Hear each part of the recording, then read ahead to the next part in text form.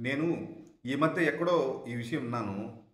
అది నిజమా? అబద్ధమా? అనే విషయం పక్కన పెడితే, ఆ విషయం ఏందంటే, రావణ లంక శ్రీలంక కాదు అని.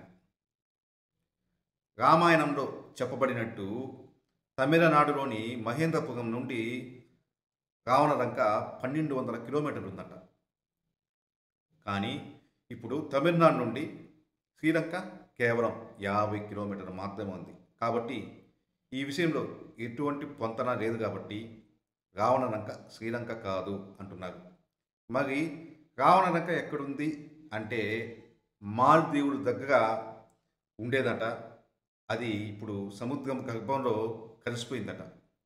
మరి శ్రీలంక పరిస్థితి ఏంటి అంటే శ్రీలంక అసలు పేరు సింహాలం.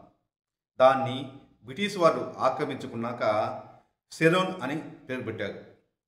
ఆ తర్వాత శ్రీలంకకు స్వాతంత్రం వచ్చింది. బ్రిటిష్ వారు వెళ్ళిపోయారు.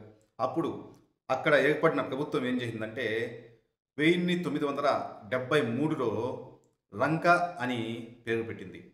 ఆ తర్వాత ఎందుకో వారు ఆలోచించి అది నచ్చక లంక ముందు శ్రీ అని పెట్టి శ్రీలంక అని నామకరణం చేశారు. అయితే రావణ లంకే శ్రీలంకగా అంతా అనుకుంటున్నారు. ప్రాచుర్యంలో కూడా ఉంది. దీనికి ఎలాగా అంటే అది శ్రీలంక ప్రభుత్వం చేసిన ట్రిక్. వాళ్ళ దేశానికి టూరిజాన్ని రప్పించుకోవడానికి వాళ్ళు ఇటువంటి కల్పితాలు అల్లారు అని చెబుతున్నారు.